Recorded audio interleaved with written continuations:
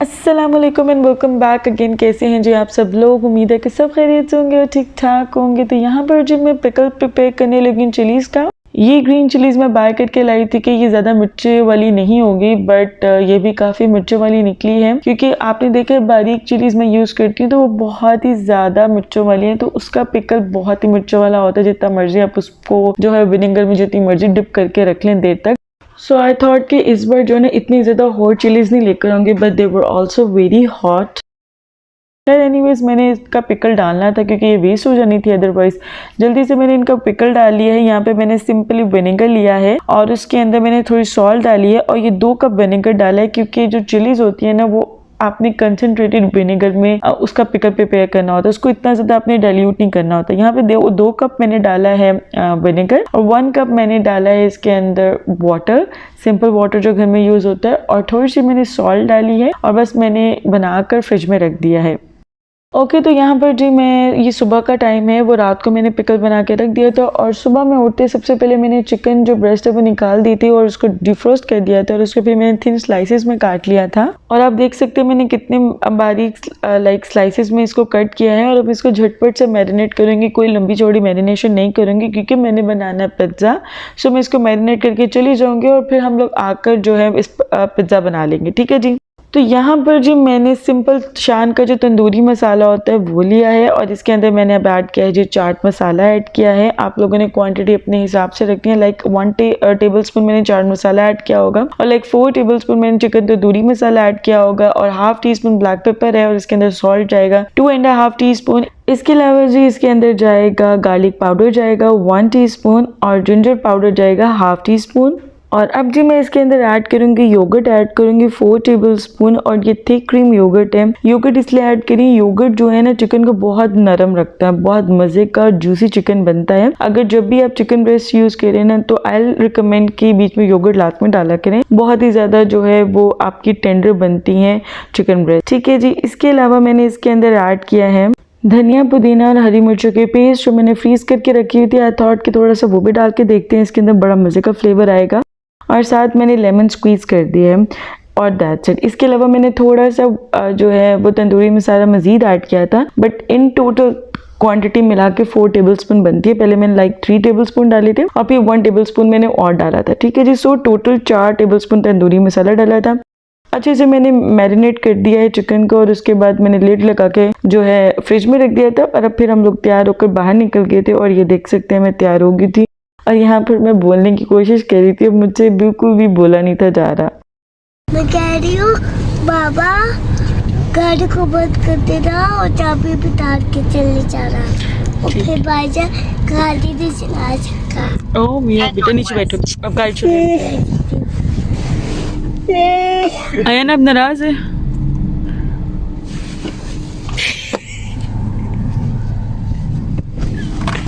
आपके बाबा गंदे हैं ना यार, मैंने आपसे कहा था आपके बाबा गंदे हैं, आपको तब समझ नहीं आई।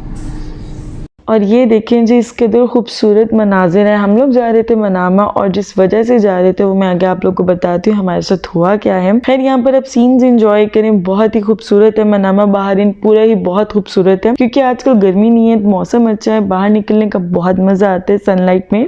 अदरवाइज आप लोग नहीं निकल सकते हो, बहुत गर्मी होती है, बल्कि एक्सक्रूशिएटिंग टाइप गर्मी होती है कि आप नहीं बियर कर सकते। सो आजकल मौसम अच्छा है, आजकल बाहर घूमने फिरने का बहुत मज़ा आता है। और तो जल्दी से मैं आप लोगों के साथ शेयर कर लेती हूँ हमारे साथ हुआ क्या है। हम लोग बेसिकली आप लोगों ने देखा है कि बहुत ज़्यादा अंसार गैलरी जाते हैं, वहाँ से ज़्यादा शॉपिंग करते हैं। तो जब आप नीचे उतरते हो ना एग्जिट के लिए तो वहाँ पर आपको एक काउंटर मिलता है जहाँ पर वो कहते हैं आप कूपन डालें। तो कूपन डाला था हम लोगों ने भी, तो हमारा किचन वेयर का कोई सेट निकला था। तो हम लोगों को फ़ोन आया सुबह कि आप लोगों का एक सेट निकला है किचन से रिलेटेड, तो आप आके ना कलेक्ट कर लें। हमने कहा कि ठीक है। हमें 1 नहीं 2 नहीं 3 बार उन्होंने कॉल की चेक करने के लिए कि हम लोग निकलेंगे निकलें। खैर हम लोग निकल गए। हम लोगों ने कहा चलो ठीक है, कोई छोटी सी कोई उनकी सेरेमनी होगी जिसकी वजह से वो कॉल कर रहे हैं। खैर हम लोग वहाँ जब पहुँचे हैं ना तो आप बिलीव करें वो आपको वेलकम करते ही ना आपको ये नहीं कहेंगे, कुछ भी नहीं कहेंगे गिफ्ट के बारे में। सबसे पहले आपको वो वहाँ पे बिठाएंगे और फिर हर आपको हर डेस्क पे आपको नजर आएगा वो कपल्स को लेकर बैठे होंगे और वो बहुत डिस्कशन में इंगेज करेंगे आपको, वो इस तरीके से आपको मैनिपुलेट करेंगे कि आप अपने आप को रोक नहीं सकेंगे। बेसिकली ये एक ट्रैवल एजेंसी है, वो यूँ करती है कि आप लोगों से कूपन डलवाती है, और कूपन डलवाती लाइक कितने बीडी शॉपिंग पे आता है, 20 बीडी पे कि 15 बीडी पे वो शॉपिंग पर आपने वो कूपन डालना होता है, मुझे एग्जैक्टली नहीं जा, बट ये होता है कि वो कूपन डालते हैं और मेरे ख्याल में वो सभी का निकालते हैं, क्योंकि वहाँ पे इतने सारे लोग आए हुए थे, जब हम लोग बैठे तब कोई भी नहीं था, और उसके बाद बहुत सारे लोग आहिस्ता आहिस्ता आना शुरू हो गए थे। खैर, तो वो ये करते हैं कि आपको इस तरीके से मैनिपुलेट करते हैं कि आपको समझ नहीं आने देते। लाइक वो आपको ऑफर करते हैं पैकेज, और पैकेज इस तरह से है कि वो आपको 4 स्टार और 5 स्टार होटल्स प्रोवाइड करेंगे अगर आप स्टेकेशंस करें। स्टेकेशन से मुराद ये कि बहरीन में रहते हुए आप किसी होटल में जाना चाह रहे हैं, 2-3 दिन के लिए स्टे करना चाह रहे हैं विद फैमिली, तो वो आपको प्रोवाइड करते हैं। और ये इस पैकेज में आपको 30 डेज़ के लिए जो है वो अवेलेबल है। लाइक आप 30 डेज़ कहीं पर भी रहते हो तो वो आपको 4 स्टार और 5 स्टार की फैसिलिटी प्रोवाइड करते हैं, ठीक है। उसमें आप यहाँ पे भी रह सकते हो, इवन आप कनाडा जा सकते हो, टर्की जा रहे हो, या इस तरीके के आपने रजिस्टर करवाने होते हैं कि आप कौन कौन से जो है वो कंट्री में जाना चाहते हैं, यूके भी, यूएसए भी, सब जगह इंक्लूडेड होते हैं, ठीक है।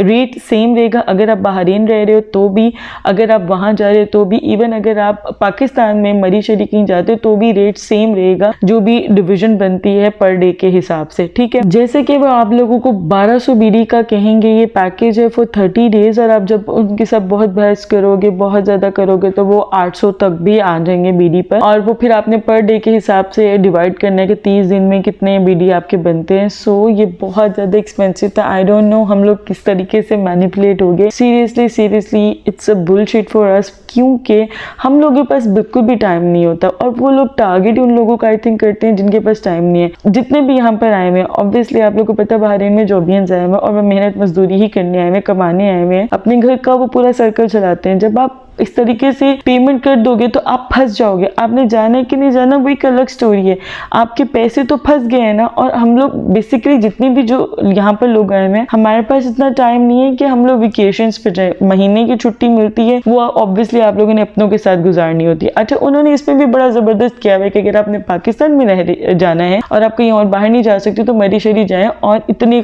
महंगा आप रूम जो है वो लें। सो ऐसे नहीं होता है। बहरहाल ये मुझे जो है ये इन्फॉर्मेशन शेयर करनी थी। आई डोंट नो मैंने पूरी अच्छे तरीके से करने की है कि नहीं की है। सो कटिंग शॉर्ट, अगर आप कहीं भी जाते हैं तो प्लीज़ कहीं भी किसी भी मॉल में जाते हैं और अगर आपको फ़ोन आता है कि आपका कोई किचन का सेट निकला तो काइंडली पहले तो जाए नहीं, और अगर जा रहे हैं तो सिर्फ किचन का अपना सेट उठाएं, लें और घर वापस आ जाए। बिल्कुल भी उनकी डिस्कशन में मत घुसिएगा, क्योंकि अगर आप घुस गए तो वो आपसे निकलवा कर ही रहेंगे, वो आपसे साइन करवा के ही रहेंगे। सो प्लीज़, हमारे साथ हुआ है तो मैं नहीं चाहती किसी और के साथ हो। ऑब्वियसली हमें हर मंथ पे करना पड़ रहा है और हमारा बिल्कुल ज़ाया है, क्योंकि हम जा तो सकते नहीं कहीं भी। मे बी मैं ये आप लोगों से बिल्कुल भी शेयर ना करती, क्योंकि हम लोग बहुत ही ज़्यादा अपसेट थे, बट मैं इसलिए शेयर कर रही हूँ क्योंकि जिस से भी ज़िशा ने बात की है वो लोग भी ट्रैप हो चुके हैं, उन लोगों को भी ट्रैप किया गया। सो प्लीज़, इसलिए मैं पहले से बता रही हूँ। आप लोग बहुत से ऐसे लोग हैं जो मेरे व्लॉग्स देखते हैं, वो न्यू है यहाँ पर, नए सेटल हो रहे हैं। सो इस तरह की चीज़ें हैं यहाँ पर जो कि हमें नहीं थी पता। अगर आपका इस तरीके से कुछ होता है तो प्लीज़ बी केयरफुल, ख्याल रखें, क्योंकि पैसे बहुत मेहनत से कमाए जा रहे हैं और हर महीने आपके क्रेडिट कार्ड से वो कट होंगे पैसे, और आपका पूरा जो एक सर्कल होता है ना वो बिल्कुल हिल कर रह जाएगा। सो बी केयरफुल, ठीक है जी। तो coming back to my video, और यहाँ पर बन रहा था जी पिज्ज़ा। मैं वापस आई थी तो मैं बहुत ज़्यादा डिप्रेस, पर क्या करते, अब खाना बनाना था। सो मैं यहाँ पर बना रही थी पिज्ज़ा, बना रही थी, मैरिनेशन में करके चिकन की रख गई थी जैसा कि आप लोगों ने देखा है। तो वापस आकर यहाँ पर जी मैं डो प्रिपेयर करने लगी। सबसे पहले जो है मैंने ईस्ट को एक्टिवेट किया है, पानी लिया, नीम गर्म पानी लिया, उसके अंदर मैंने शुगर ऐड की है और फिर ईस्ट ऐड किया है और उसको मैंने प्रूफ होने के लिए रख दिया। जब वो ऐसे ब्रू हो गई है तो उसके बाद मैं बाकी चीज़ें जो है उसके अंदर ऐड ऑन कर रही हूँ।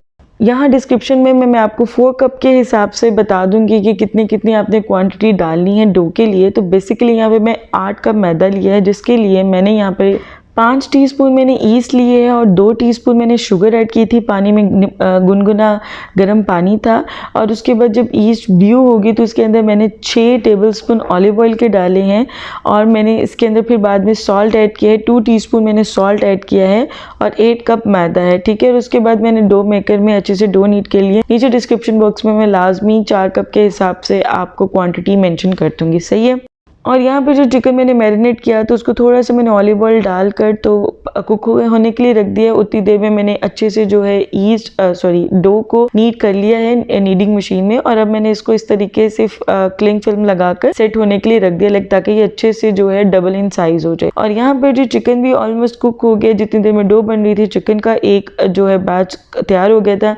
साथ मैंने वेजिस कट कर लिया और ये देखिए कितना मज़े का चिकन लग रहा है। आपको ये चिकन कुक करने में तकरीबन 7 से 8 मिनट लगते हैं। और यहाँ पर थोड़ी सी मशरूम्स भी मैं स्लाइस कर रही हूँ, क्योंकि मुझे मशरूम्स टॉपिंग में बहुत अच्छी लगती हैं। आप लोग अपनी मर्जी से टॉपिंग ऐड कर सकते हैं।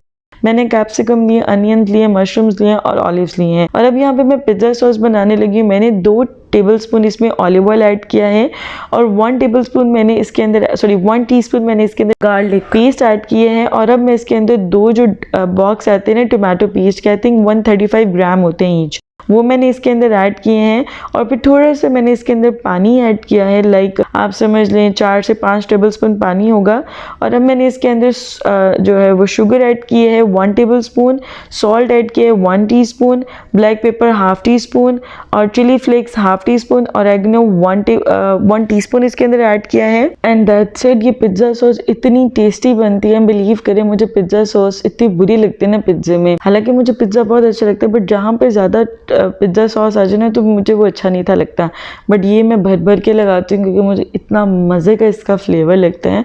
आप लोग भी बना के एक बार लाजमी ट्राई करेगा, बहुत ज़्यादा मज़ा आने वाला है। और यहाँ पर जो मेरी डो बन के रेडी हो चुकी हुई थी, सो मैंने एक मोल्ड लिया है, उसके नीचे बटर पेपर इसलिए लगाया क्योंकि इस मोल्ड पर ना मेरा जो है वो डो चिपक जाती है। सो मैंने बटर पेपर लगा के अच्छे से डो को स्प्रेड कर लिया है और इसके ऊपर मैं ऑलिव ऑयल लगा रही हूँ। अब मैं इसे फॉर्क के हेल्प से प्रिक कर लूँगी और प्री हीटेड ओवन में लाइक 5 मिनट्स के लिए इसको बेक करूँगी और फिर मैं वापस इसको निकालूंगी।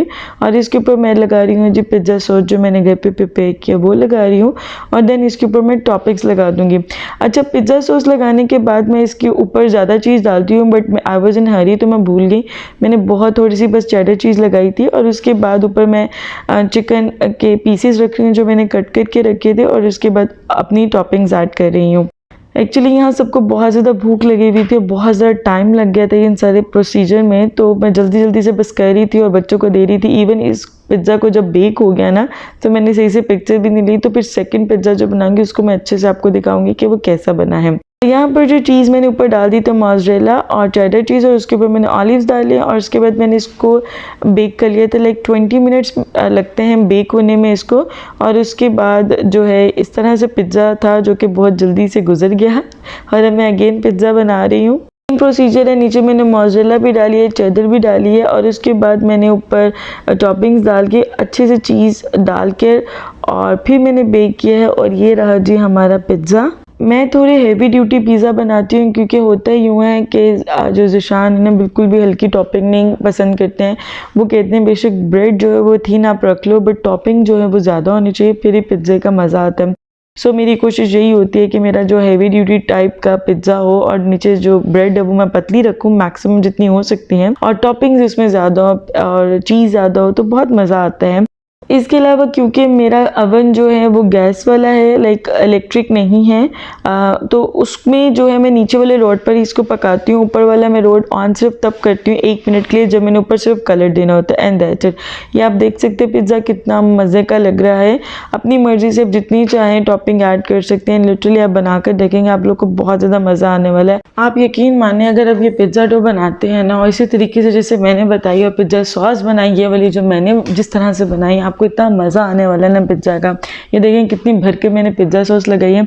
अब इस पिज़्ज़ा को मैंने बेक नहीं था करना, ऑब्वियसली बहुत ज़्यादा पिज़्ज़ा हो गया था, तो अब इसको मैं बनाकर जिस तरीके से पहले मैंने चीज़ें की हैं वैसे इसको कर इसको मैं क्लिंग फिल्म लगाकर फ्रिज में रख दूँगी, और नेक्स्ट डे या अगर नेक्स्ट डे भी नहीं तो उससे नेक्स्ट डे मैं इसको बेक कर लूँगी। कुछ भी नहीं होता बल्कि बहुत ज़्यादा फ्लेवरफुल पिज़्ज़ा बनता है, यकीन माने।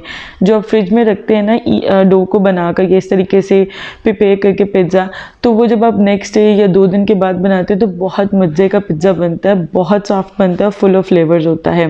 तो ये थी जी आज की वीडियो। उम्मीद है कि पसंद आई होगी। जाने से पहले लाइक और चैनल को सब्सक्राइब। मिलते हैं आपसे अगली वीडियो में, तब तक के लिए अल्लाह हाफिज़। दुआ में याद रखिएगा। Take care, bye bye.